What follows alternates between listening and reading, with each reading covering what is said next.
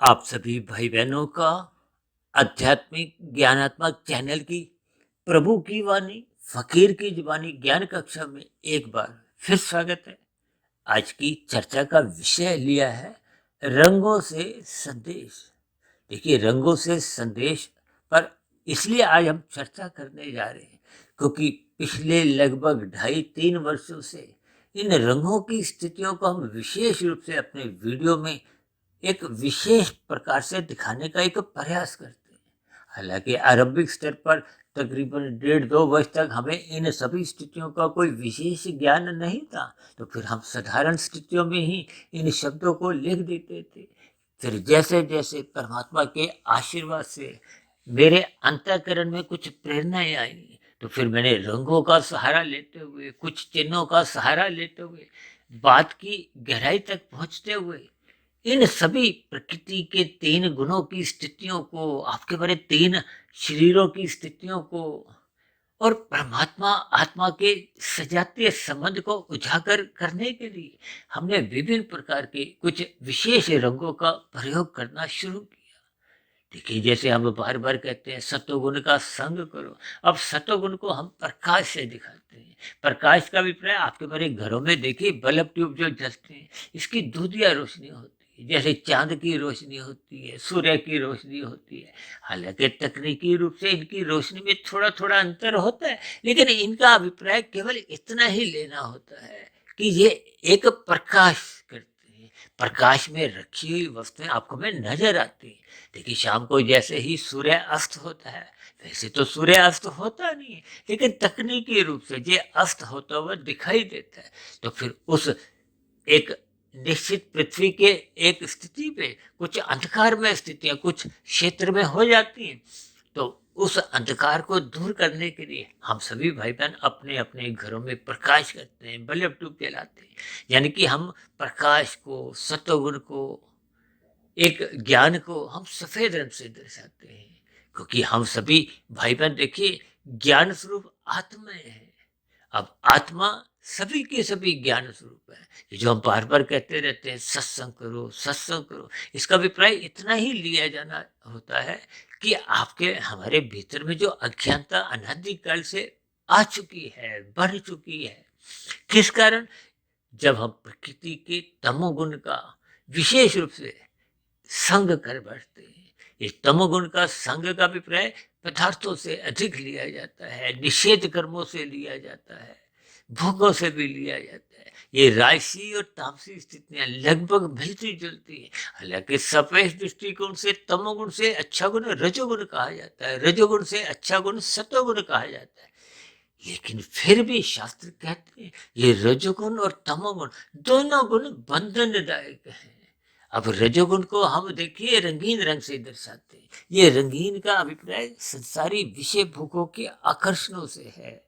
जैसे हम किसी मेले में जाते हैं तो वहां की कुछ रंगीनियां आपको में आकर्षित करती हैं।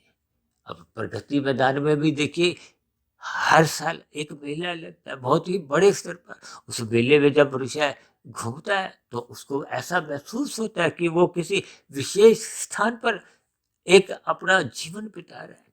देखिए, ये सभी स्थितियां कुछ ना कुछ आपको में आकर्षित करती हैं। ये संसार की रंगीनियां को हो, इनको हम रंगीन रंग से दर्शाते हैं, यानी कि पीला, हरा, लाल सा रंग हम दिखाते हैं। ये राजसी स्थितियों को हम दर्शाते हैं ताकि बात आपको में समझ में आ जाए। और दूसरी विशेष बात, शास्त्रों में तो स्त्री पुरुष का जो एक आपसी आकर्षण है उसको भी रजोगुण से दर्शाया गया। तो ये रजोगुण की स्थिति को हम रंगीन रंग से दर्शाते हैं। और इसी तरह तमोगुण को, अज्ञानता को, अंधकार को हम काले रंग से दर्शाते हैं। और कहीं कहीं देखिए, ये काले रंग की स्थितियों को आपने देखा होगा ना, रामलीला के दिनों में आसुरी शक्तियों से दर्शाया जाता है, बुराई से दर्शाया जाता है। और कहीं कहीं देखिए हम इस काले रंग को एक दुरुपयोग के दृष्टिकोण से भी दर्शाते हैं, एक निंदा के रूप में भी दर्शाते हैं। क्योंकि शास्त्र तो बार बार कहता है तमोगुण की निंदा करो। हालांकि तमोगुण का अभिप्राय देखिए नींद से भी लिया जाता है, रुकने से भी लिया जाता है। ये सभी स्थितियां देखिए अलग अलग स्थान पे इनके कुछ भावार्थ अलग अलग हो जाते हैं, लेकिन फिर भी मूलभूत रूप से इन रंगों की स्थितियों को आपको भी समझना होगा। इसलिए तो हमने देखिए वीडियो का नाम ही क्या रखा है, रंगों से संदेश। संदेश का अभिप्राय एक शिक्षा से है, एक ज्ञान से है, किसी भी प्रकार की आपको हमें कुछ एक जानकारी मिलती है। इन्हीं रंगों की स्थितियों को अक्सर आपने यातायात की एक लाल हरी बत्ती पीली बत्ती से भी देखा होगा। लाल बत्ती पे रुकने का एक संदेश दिया जाता है, हरी बत्ती पे चलने का संदेश दिया जाता है और पीली बत्ती बीच की एक दोनों की एक स्थितियां हैं। देखिए इन सभी स्थितियों की आपको भी भावार्थ भी समझने हैं, ताकि इस आध्यात्मिक ज्ञानात्मक चैनल पर देखिए हम वीडियो के नाम के साथ साथ कुछ रंगों द्वारा संदेश देते हैं, कुछ चिन्हों द्वारा बात का स्पष्टीकरण देने का प्रयास करते हैं। और अक्सर मैं तो कभी-कभी आप भाई बहनों से विनती करता हूँ कि मेरी इन वीडियो को सुनते समय चित्र पर निगाह टिकाए रखें। अब चित्र पर नज़र टिकाए रखने से कुछ चिन्ह आपको में मदद करते हैं। इसी तरह रंग आपको भी कुछ ज्ञान संदेश देते हैं। तो ये सभी स्थितियाँ चिन्हों द्वारा, रंगों द्वारा, वो कही गई व्याख्या कहो, चर्चा कहो, जो एक सैद्धांतिक कथनों पे ही आधारित होती है। क्योंकि भगवान श्री कृष्ण जी ने गीता में बार बार प्रकृति के 3 गुणों की स्थिति को एक गुणतम ज्ञान से जोड़ा है और कर्मफल सिद्धांत की बारीकियों को समझने के लिए विशेष जोर दिया है। इन सभी स्थितियों को आपको भी ज्ञान पूर्वक समझना है, क्योंकि हम सभी भाई बहन देखिए मनुष्य जोनी में है। कर्मफल सिद्धांत की स्थितियां हम सभी भाई बहनों पे लागू होती हैं। और दूसरी विशेष बात, मनुष्य जोनी एक अवसर है किसका, साधना करने के लिए। ये कारण शरीर में शुद्धिकरण की स्थितियां मजबूत करने के लिए, क्योंकि कारण शरीर जितने जितने अंश में शुद्ध होता जाता है, शुद्ध होने का अभिप्राय शुभ संस्कार बनने से है, बुरे संस्कार क्रमशः समाप्त होने से है, दग्ध बीज होने से। तो फिर कारण शरीर का ही जो पहले एक मल रूपी एक परछाई आत्मा पे पड़ी हुई थी, जिसके फलस्वरूप आत्मा का प्रकाश बाधित हो जाता है, आवृत हो जाता है, धूमिल पड़ जाता है, जिसके फलस्वरूप हम अज्ञानता में आ जाते हैं। और अज्ञानता में जैसे तन ठोकरे खाता है, ठीक इसी तरह ज्ञान के अभाव में आपके बारे मन बुद्धि के स्तर पर कोई अच्छे विचार नहीं आते। देखिए मन इंद्रियों का एक संचालक है और मन के ऊपर है बुद्धि। और बुद्धि यदि सात्विक नहीं है, उसमें ज्ञान नहीं है, तो फिर वो मन के ऊपर कोई नियंत्रण रख नहीं पाती। तो फिर मन मनमर्जी करता है, मनमानी करता है, मनपसंद चीजों में ही अपना जीवन बिताने लगता है। ये सभी स्थितियों को आपको हमें ज्ञान पूर्वक समझना होता है। आज हमने देखिए रंगों से संदेश के साथ ही कुछ विशेष स्पष्टीकरण इसीलिए दिए ताकि सुबह शाम की जो हमारी एक वीडियो प्रसारित होती है, सुबह देखिए ब्रह्म मुहूर्त ज्ञान उपदेश कक्षा में हम विभिन्न प्रकार के गंभीर विषय लेते हैं और शाम को संध्या बेला ज्ञान कक्षा में कुछ भौतिक विषयों द्वारा शास्त्रों की सैद्धांतिक बातों को ही समझाने का हम प्रयास करते हैं।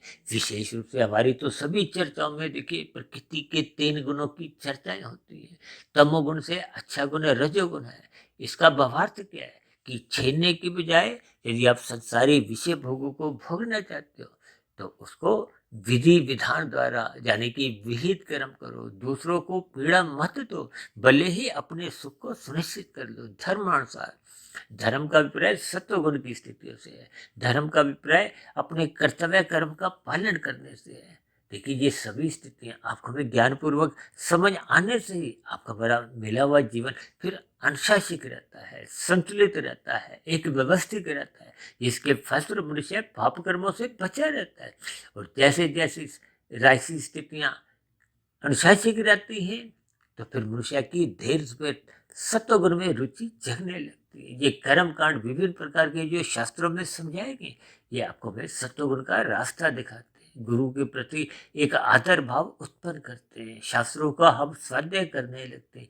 ये सभी स्थितियां फिर मनुष्य को ब्रह्म मुहूर्त में उठने के लिए आमंत्रित करती हैं, जिसके फलस्वरूप धीरे धीरे आपको में प्रकृति का ज्ञान विज्ञान समझ में आने लगता है। प्रकृति के 3 गुणों की स्थितियां समझ में आने लगती है। देखिए तमोगुण से अच्छा रजोगुण है तो फिर रजोगुण से अच्छा सत्वगुण है और सत्वगुण से भी अच्छा विशुद्ध सत्वगुण। यानी कि आत्मा परमात्मा की स्थितियां हैं।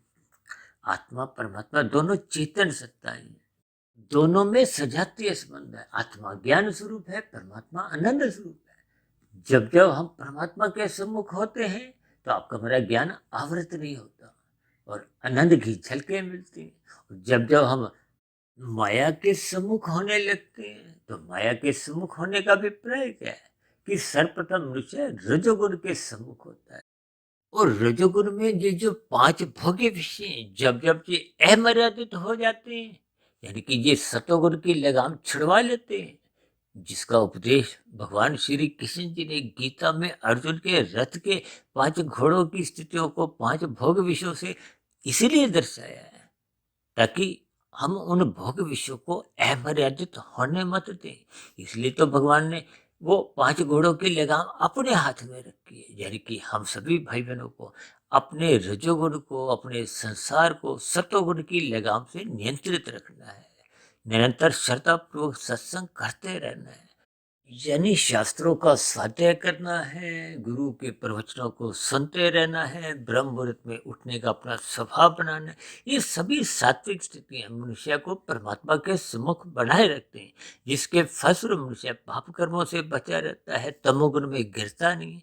ये सभी स्थितियां आपके हमारे जीवन में एक आध्यात्मिक उन्नति के क्रमशः दरवाजे खोलने का एक आधार बनाते हैं। क्योंकि जब सतोगुण मजबूत होता है, नींव मजबूत होती है, तो फिर ये कर्म जो, ज्ञान जो, भक्ति जो रूपी इमारतें हम सहज ही उस पर खड़ी कर सकते हैं, जिसके फलस्वरूप आपके हमारी आध्यात्मिक उन्नति के दरवाजे क्रमशः खुलते जाते हैं। आपका हमारा मिला हुआ जीवन सफल होने लगता है, सार्थक दिशा की ओर चलने लगता है। तो इन सभी स्थितियों को आपको हमें ज्ञानपूर्वक समझना होगा।